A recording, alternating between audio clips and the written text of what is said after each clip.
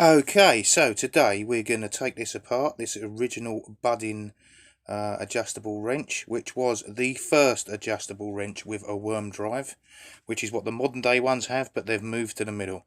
This patent was 3 weeks ahead of Clyburn, who put his thumb drive in the middle. This has been sitting for 24 hours in deoxy deruster, which also aids to the ease of taking things apart. This thumb wheel has the only bit of damage I can find really on the entire wrench. Just a couple of chips out of the wheel. And this is one of the biggest thumb wheel pin screws I've ever seen. Nice and straight, just needs a clean. And here's the bottom jaw again, hardly any damage on this whatsoever. Amazing for a wrench this age. And here on the main body again, just dirty.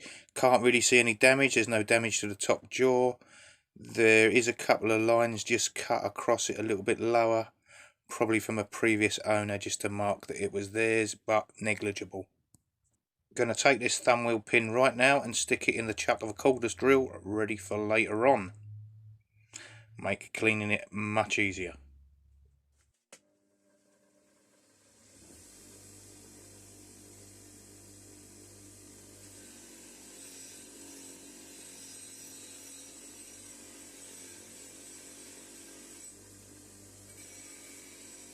As you can see, the deoxy has worked its wonders again, removing all rust, and all the wire wheel basically is doing is taking off this film of blackish dust.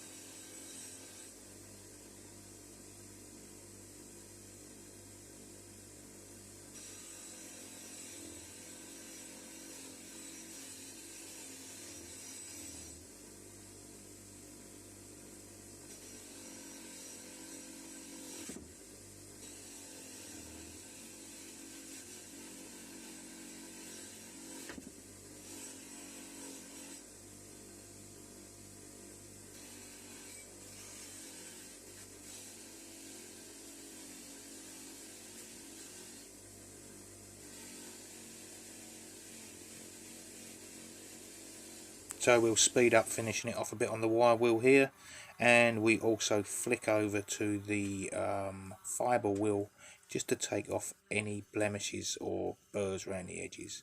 It's not going to be perfect, I don't want it to be, I just want to lose any little rough marks.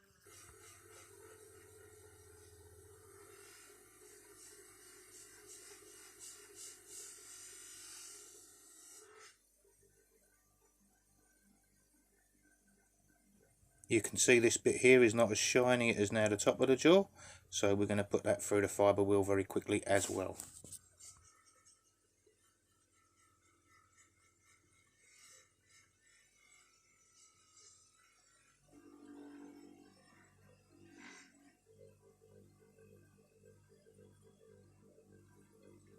So as you can see, it's cleaned it, not made it perfect. This is a sympathetic restoration because of the age of it. I don't believe it should be perfect. On now to the thumb wheel on a screwdriver. Again, it's the quickest, simplest way I've found to clean this. Does it in 20-30 seconds. Entire thumb wheel's clean.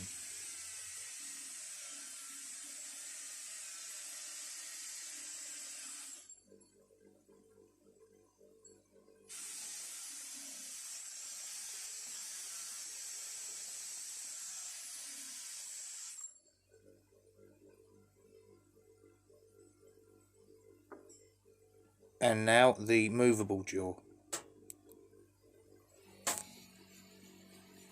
I'm going to run all the outside across the wire wheel. Look how quick that's come up clean. I'm going to run all the outside across the wire wheel, and then I'm going to do the inside with some little tubular wire brushes.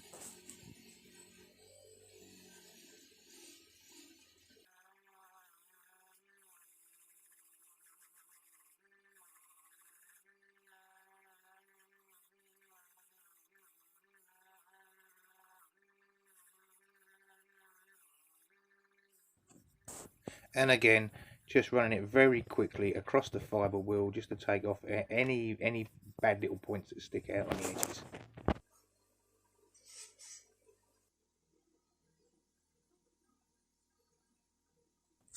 Now we move on to the thumb wheel pin mounted in the drill, and watch how quick this cleans. That's it, the screw head's clean. We'll go down and do the rest of it now. Another 10 seconds of work.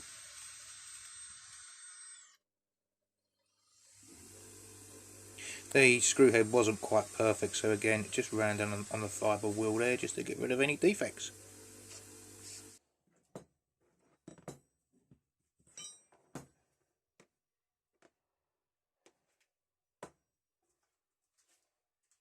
And like I said, the insides, including the inside of the thumb wheel, are now getting cleaned with a cylindrical wire brush. This one's mounted in the drill chuck, so it's nice and easy. And we'll just clean inside the floating jaw bit as well, where the pin goes first of all.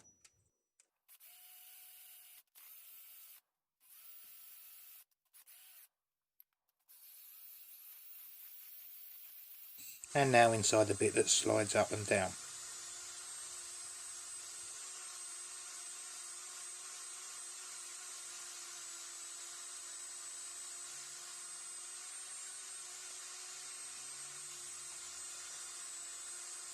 Right, on to the next stage, which is a coat of French polish or shellac to protect the bare metal.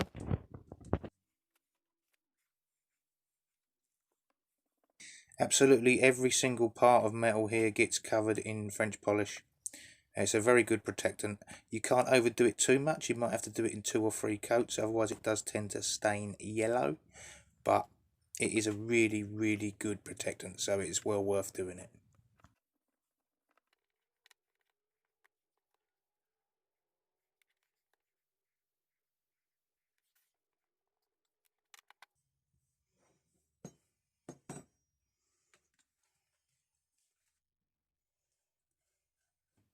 And now we're going to move on to my favourite bit of protectant, which is a beeswax polish. Beeswax with olive oil. Anything else tends to go sticky and horrible. This goes on nice. You can leave it for a little while and buff it off, or leave it thick, it doesn't really matter. Just rub it in absolutely everywhere. Get as much on as you can. Saves you doing it again in 6 months' time.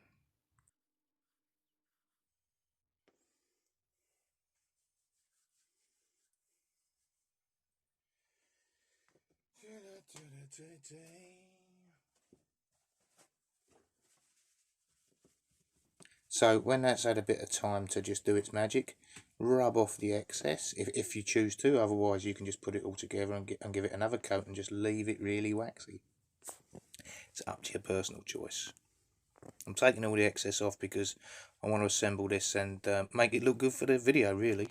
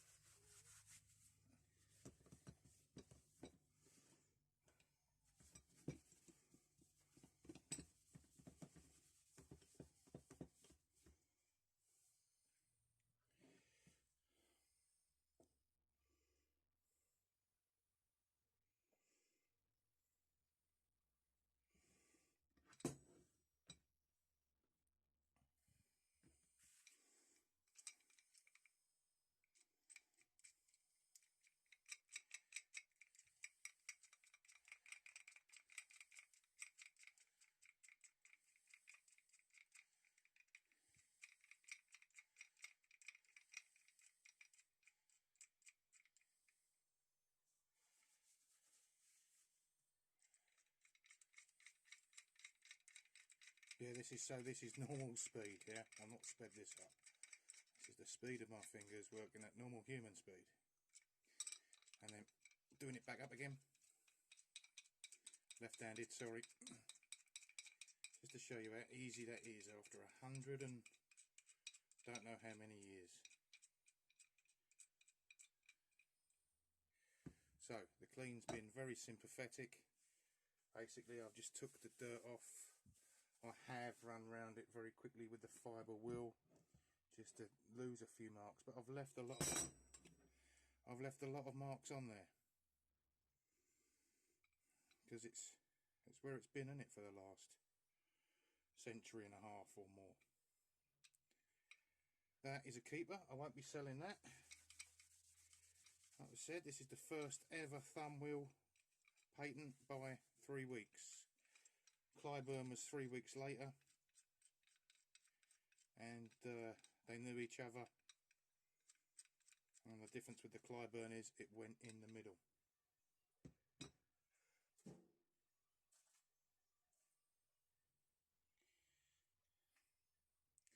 This is a Clyburn, and the thumb wheel's in the middle.